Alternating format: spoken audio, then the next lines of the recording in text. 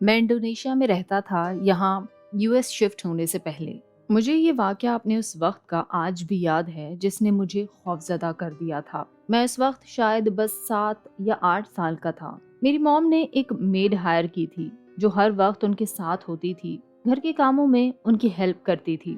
मेरी फैमिली को वो बहुत अच्छी लगती थी क्योंकि ना वो सिर्फ़ कामों में अच्छी थी बल्कि एक अच्छी इंसान भी थी। वो मुझे रोज स्कूल के लिए उठाती थी और मैं उसकी आवाज सुनते ही उठ जाया करता था। एक सुबह मुझे आवाज आई उसी की, लेकिन वो मुझे नहीं उठा रही थी। मेरी आंख खुली तो मैं देखता हूँ कि वो मेरे कमरे में खड़ी दीवार की तरफ मुंह किए कुछ बोल रही थी, जैसे किसी से बातें कर रही हो। उसकी आवाज में कुछ अजीब था और साथ ही जैसे वो स्टैचू बनी खड़ी थी। मैं उसे दीवार से बातें करता देखता रहा और आखिर परेशान होकर फिर मैंने उसे आवाज दी तो वो मेरी तरफ मुड़ के ऐसे एक्ट करने लगी जैसे कुछ था ही नहीं, सब नॉर्मल। वो एकदम नॉर्मल बिहेव कर रही थी। मैंने पूछा कि आप किससे बातें कर रही थी तो वो बोली कि कुछ नहीं, ऐसे ही, और बस गुनगुनाती हुई कमरे से बाहर निकल गई। मैं उस रात अपने कमरे में सोते वक्त जैसे बहुत घबराया हुआ था। मुझे नींद नहीं आ रही थी। शायद जो मैंने देखा वो मुझे कुछ क्रीपी लगा। मैंने अपनी मॉम को बताया तो क्योंकि वो बहुत रिलीजियस हैं और हम क्रिश्चियन हैं, तो उन्होंने मुझे कहा कि प्रेयर्स करके आराम करो, सो जाओ, कुछ नहीं होगा। ये सिर्फ उसी दिन हुआ और उसके बाद मैंने अपनी मेड को कभी उस दीवार की तरफ मुंह किए अजीब से बोलते नहीं सुना। उसके बाद कुछ फैमिली रीजंस की वजह से वो मेड छोड़कर चली गई और मॉम ने दूसरी मेड रख ली।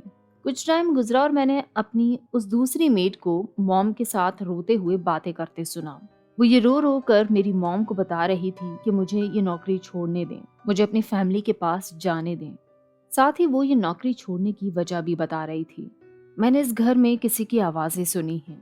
जब मैं रात के वक्त सो रही होती हूँ तो किसी की सरगोशियों की आवाजें आती हैं मेरे कानों के बिल्कुल करीब, और कोई रात के वक्त उसके कमरे का दरवाजा नॉक करके भागता है जबकि हम सब उस वक्त गहरी नींद में सो रहे होते हैं। और ऐसा कोई हम में से करेगा भी क्यों? और सबसे ज्यादा मुझे खौफजदा इस बात ने किया जब हम सब एक दिन घर से बाहर थे और अपनी मेड के जिम्मे घर छोड़कर गए थे, तो वो बताती है कि मुझे अप स्टेयर्स से आवाज आई जैसे मेरी मॉम ऊपर बातें कर रही हैं और मेड नीचे टीवी देख रही थी। इससे मुझे उस पुरानी मेड की याद आ गई जो दीवार की तरफ मुंह किए बातें कर रही थी। मुझे इसके बाद अपने घर में खौफ रहने लगा। मैं अपने कमरे की लाइट हमेशा ऑन करके सोता था और उस दीवार से तो मुझे डर ही बैठ गया था।